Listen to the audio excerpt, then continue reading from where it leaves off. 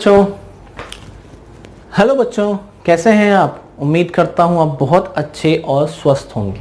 मैं आपका physics teacher Kundan एक बार फिर से आपका अपने चैनल गुरुकुल स्टडी ड्रॉम में स्वागत करता हूं। और आज मैं लेकर आया हूं क्लास 10th का बहुत ही important chapter magnetic effect of electric current part 4। और आज की इस वीडियो में हम लोग बात करने वाले हैं इलेक्ट्रिक मोटर के बारे में। इलेक्ट्रिक मोटर, और ये टॉपिक आपके एग्जामिनेशन पॉइंट ऑफ व्यू से बहुत ही इंपॉर्टेंट है बच्चों। चाहे आप किसी भी बोर्ड के हो, चाहे वो सीबीएसई हो, आईसीएसई बोर्ड हो, स्टेट बोर्ड हो, हर बोर्ड में इलेक्ट्रिक मोटर से क्वेश्चन जरूर पूछे जाते हैं। और इस टॉपिक पे बच्चों को बहुत कंफ्यूजन है, specially working of electric motor. तो समय बर्बाद ना करते हुए सीधे आते हैं टॉपिक के ऊपर। पहले तो आप जानिए कि इलेक्ट्रिक मोटर है क्या। तो इलेक्ट्रिक मोटर एक डिवाइस है, एक ऐसा डिवाइस जो इलेक्ट्रिकल एनर्जी को मैकेनिकल एनर्जी में कन्वर्ट करता है। तो अगर आपसे कोई पूछे कि इलेक्ट्रिक मोटर क्या है, तो आप बोलेंगे इलेक्ट्रिक मोटर एक डिवाइस है जो इलेक्ट्रिकल एनर्जी को मैकेनिकल एनर्जी में कन्वर्ट करता है। तो याद नहीं करना है, बस एक छोटा सा लाइन अपने दिमाग में डालें, E/M, electrical energy to mechanical energy. अब भी बात आती है कि अच्छा, ये इलेक्ट्रिकल एनर्जी को मैकेनिकल एनर्जी में कन्वर्ट तो करता है, तो किस प्रिंसिपल पे काम करता है। कोई रूल होगा ना जिसके कारण ये बनता है, इलेक्ट्रिकल एनर्जी को मैकेनिकल एनर्जी में कन्वर्ट करता होगा। जी हाँ, तो ये काम करता है कि अगर किसी करंट कैरिंग कंडक्टर को, बच्चों अगर आप किसी करंट कैरिंग कंडक्टर को मैग्नेटिक फील्ड में रखते हैं, तो जरा बताइए क्या होने वाला है उसके ऊपर। डेफिनेटली मुझे मालूम है, आपको आंसर मालूम है। किसी भी कंडक्टर में जब हम करंट पास करते हैं तो वो एक मैग्नेट की तरफ बिहेव करता है बच्चों। प्रीवियस वीडियोस में मैंने आपको ऑस्टेड एक्सपेरिमेंट में भी समझाया था। ऑस्टेड एक्सपेरिमेंट में बताया गया था कि जब भी किसी कंडक्टर में करंट पास हो तो वो एक मैग्नेट की तरफ बिहेव करता है। उसके नेक्स्ट वीडियो में मैंने बताया कि अगर कोई कंडक्टर मैग्नेट बन गया है और उसे किसी मैग्नेटिक फील्ड में रखा जाए तो इस कंडक्टर पे एक फोर्स काम करता है, और ये फोर्स मे बी रिपल्सिव हो या मे बी अट्रैक्टिव हो। और इस फोर्स का डायरेक्शन जानने के लिए हम लोग Fleming left hand rule use करते हैं। जो इस वीडियो को पहली बार देख रहे होंगे, प्रीवियस वीडियोस को जरूर देख लें, आपको बहुत हेल्प मिलने वाला है। अगर नहीं भी देखते हैं तो वो भी कोई बुरी बात नहीं, आप यहाँ से देख सकते हैं, इसमें सब कुछ बताने वाला हूं। तो अगर किसी करंट कैरिंग कंडक्टर को, बच्चों अगर कभी भी किसी कंडक्टर में करंट पास करें तो वो मैग्नेट बनेगा। और अगर कंडक्टर मैग्नेट बन गया है तो सोचिए, अगर मैग्नेट को मैग्नेट के पास रखें तो क्या होगा। आपका आंसर होगा या तो अट्रैक्टिव होगा या तो रिपल्सिव होगा। यही हमारे इलेक्ट्रिक मोटर का प्रिंसिपल है, जो मैंने स्टेटमेंट के फॉर्म में लिखा है। आप मोटा मोटी क्या याद रखें, when A current carrying conductor place in a magnetic field it experience a force. और इस फोर्स के डायरेक्शन को फाइंड करने के लिए हम लोग Fleming left hand rule use करते हैं। ठीक है बच्चों, तो हम लोगों ने इलेक्ट्रिक मोटर के बारे में जान लिया, किस प्रिंसिपल पे काम करता है ये भी जान लिया। अब आते हैं इसके सबसे इंपॉर्टेंट पार्ट जिसको हम लोग कहते हैं कंस्ट्रक्शन एंड वर्किंग। अब आपने अपने लाइफ में, अपने सराउंडिंग में बहुत सारे मोटर के एप्लीकेशंस देखे हैं, बहुत सारे इंस्ट्रूमेंट देखे हैं जिसमें इलेक्ट्रिक मोटर काम करता है। जैसे आपके कमरे का फैन, आपने देखा है ना, फैन घूमता है, उसके पीछे का मैकेनिज्म क्या है, उसके अंदर एक मोटर लगा होता है। आपके कूलर का फैन, आपके मिक्सर का फैन, आपके वॉशिंग मशीन का, तो ऐसे कई सारे डिवाइसेस हैं जिनके अंदर इलेक्ट्रिक मोटर होते हैं। और ये मोटर कई शेप और साइज के मिलते हैं। कोई छोटे मोटर होते हैं जो हमारे टॉयज वगैरह में काम आते हैं, कुछ बहुत हैवी अप्लायंसेस होते हैं उनमें भी इलेक्ट्रिक मोटर लगते हैं। लेकिन मोटर कोई सा भी हो बच्चों, सबका कंस्ट्रक्शन जो उनका बेसिक फंडामेंटल है कुछ ऐसा ही दिखता है। और इस बेसिक फंडामेंटल इसमें है क्या, अब इसके बारे में बात करते हैं। इसी को हम कंस्ट्रक्शन कहते हैं। तो किसी मोटर को बनाने के लिए हमें क्या क्या चीज चाहिए। पहले आपको दिखाई दे रहा होगा ये N और S। N और S का मतलब ये किसी मैग्नेट के स्ट्रॉन्ग पोल है, north pole and south pole. उसके बीच में रखा हुआ है ABCD। ये एक रेक्टेंगल शेप में एक शीट रखी हुई जो मेटल की है, जो एक कंडक्टर है। क्या है, इसे हम लोग क्या कहते हैं, रेक्टेंगुलर क्वाइल बोलते हैं या फिर इसे हम लोग बोलते हैं आर्मेचर। यहां मैंने लिख दिया है बच्चों, ABCD is a rectangular coil, या इसे हम लोग आर्मेचर के नाम से भी जानते हैं। अब इस आर्मेचर के दोनों एंड को हमने दो हाफ अल्फाबेट C की तरह दिखाई दे रहा है ना, ये C, इसे हम लोग क्या कहते हैं, स्प्लिट रिंग। क्या बोलते हैं बच्चों, स्प्लिट रिंग या कॉम्यूटेटर कहते हैं। यहां मैंने सब कुछ नोट लिख दिया है मैंने, S1 and S2 is a commutator या स्प्लिट रिंग कहते हैं। नाम में ही आंसर है, स्प्लिट का मतलब अलग, रिंग का मतलब गोल, रिंग के। तो किसी रिंग को अगर हम लोग दो पार्ट में डिवाइड कर दे तो ये हमारा क्या कहलाएगा, स्प्लिट रिंग। ये स्प्लिट रिंग B1 और B2 जिसे हम लोग कार्बन ब्रशेस कहते हैं। क्या कहते हैं बच्चों, कार्बन की ब्रशेस होती हैं जो स्प्लिट रिंग को कंटिन्यूअस टच कर देती हैं, हमेशा क्या होते हैं, कांटेक्ट में होती हैं। क्यों कांटेक्ट में होती हैं, ताकि इस कार्बन ब्रशेस को हम लोगों ने कंडक्टर से फिर पावर सप्लाई से जोड़ा है, और जैसे ही हमने स्विच ऑन किया तो करंट कंटिन्यूअस फ्लो कर सके, इसलिए ये कार्बन ब्रशेस हमेशा स्प्लिट रिंग को अटैच क्या करती हैं, टच कर रही होती हैं। ये हमारा कंस्ट्रक्शन है।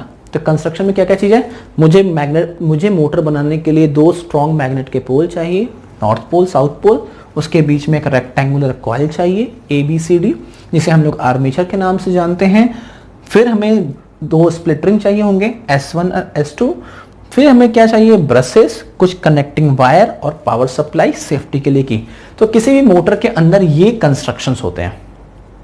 ठीक है बच्चों, अब आते हैं जो सबसे इंपॉर्टेंट पार्ट है, इसकी वर्किंग। हमारा इलेक्ट्रिक मोटर वर्क कैसे करता है। तो इस वर्किंग को समझाने से पहले मैं आपको कुछ बेसिक बातें बताऊंगा। मान लीजिए ये मेरा राइट हैंड है, ये एक फिलहाल इसे एक रेक्टेंगुलर कॉइल समझिए। इस रेक्टेंगुलर कॉइल का ये राइट पार्ट और ये लेफ्ट पार्ट है, और ये फिलहाल मैंने इस रेक्टेंगुलर कॉइल को इस बीच वाले फिंगर से अरेंज कर रखा है, यानी कहीं बीच से इसको ज्वाइन कर रखा है, मतलब एक एक्सिस पे, ताकि ये किसी फिक्स एक्सिस पे रोटेट कर सके।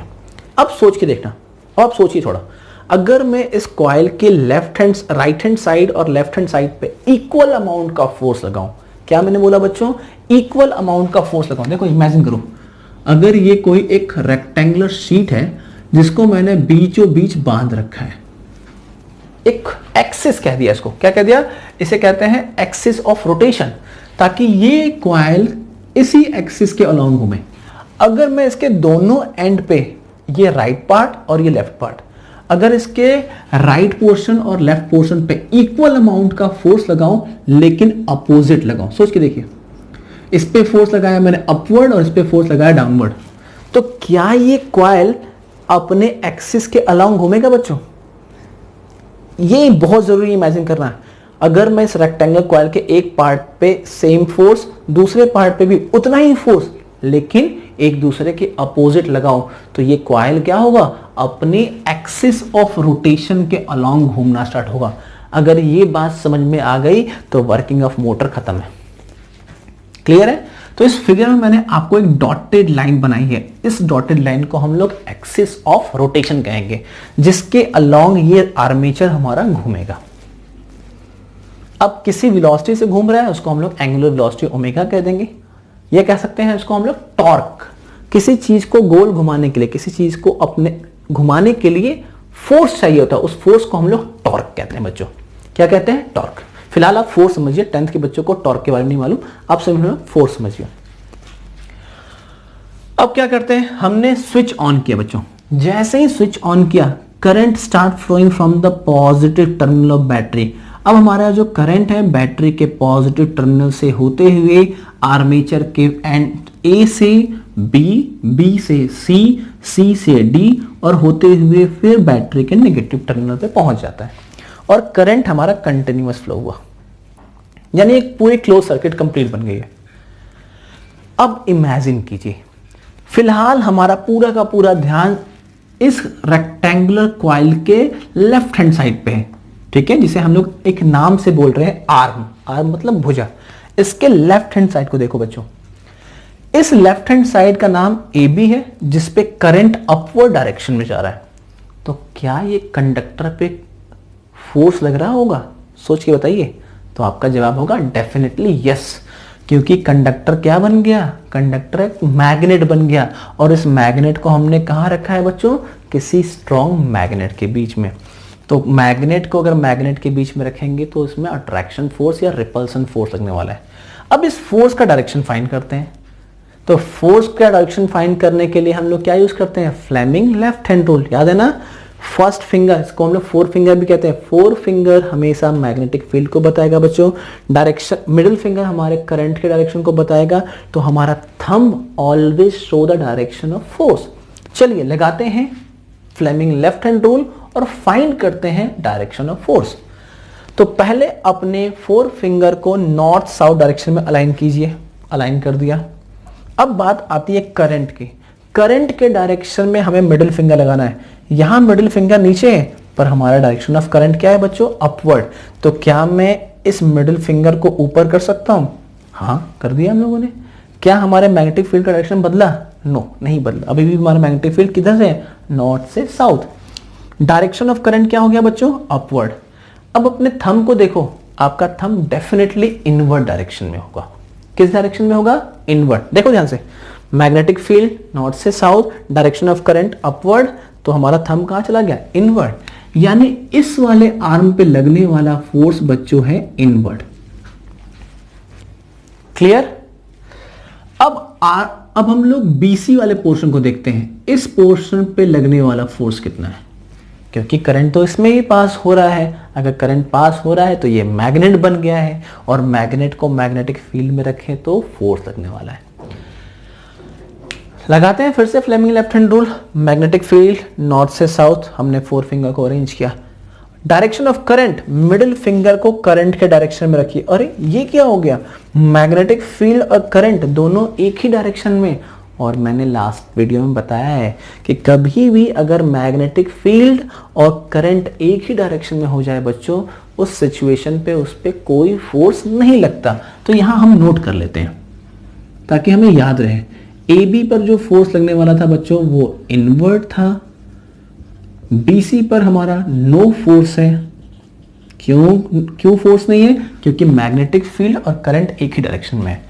अब आते हैं आर्म सीडी, यानी अपने राइट हैंड साइड पे। क्या इस कंडक्टर पे फोर्स लगेगा, तो आपका आंसर होगा डेफिनेटली लगेगा, क्योंकि करंट जाने से कंडक्टर बन चुका है मैग्नेट, और मैग्नेट को हमने कहां रखा है, मैग्नेट के बीच में। तो लगाते हैं मैग्नेटिक फील्ड नॉर्थ से साउथ, हमने फोर फिंगर को अरेंज कर दिया नॉर्थ से साउथ। अब अपने मिडिल फिंगर को डाउनवर्ड डायरेक्शन में रख दिया हम लोगों ने। थंब को देखो, थंब किधर की ओर आ रहा है, थंब आपकी तरफ आ रहा है। इसका मतलब क्या है, आउटवर्ड डायरेक्शन। यानी इस पर लगने वाला जो फोर्स है बच्चों वो आउटवर्ड होने वाला है। कैसा है, आउटवर्ड। पूरे सर्किट में सेम अमाउंट ऑफ करंट जा रहा है। अगर सेम अमाउंट ऑफ करंट जा रहा होगा तो इस पे लगने वाला फोर्स, पहले वाले पे लगने वाला फोर्स और दूसरे पे लगने वाला फोर्स, दोनों क्या होंगे, सेम अमाउंट के होंगे। हम लोगों ने फिलहाल इसको F1 और इसको F2 से रिप्रेजेंट कर रखा है। ठीक है बच्चों, यहां तक तो कोई दिक्कत नहीं आएगी। ए बी वाले आर्म पे फोर्स नीचे, बीसी वाले ए बी वाले आर्म पे फोर्स नीचे, और बीसी वाले पार्ट पे, ये सीडी वाले पार्ट पे अपवर्ड। तो ये हमारा कॉइल कुछ ऐसे घूमेगा। देखो ये मेरा कॉइल था, रेक्टेंगुलर कॉइल, ये आर्म ए बी, ये सीडी। अब ये अपने एक्सिस पे घूमना स्टार्ट हुआ, घुमा ना।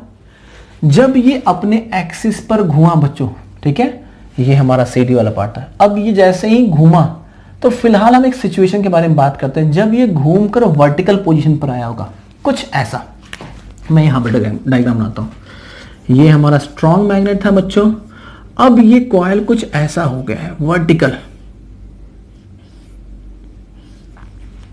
ठीक है बच्चों, अब सोच के बताओ, यहीं पर थोड़ा बच्चे कंफ्यूज होते हैं। अब ये जो आर्म हमारा है ना, ये स्प्लिट रिंग के S1 और S2 पार्ट से अरेंज है, जुड़े हुए हैं। जैसे ही ये आर्म CD ऊपर आया तो डेफिनेटली AB चला गया होगा नीचे। दोनों पे सेम अमाउंट के फोर्स थे, इक्वल अमाउंट ऑफ फोर्स। अब ये घूम के ऐसे हो गया।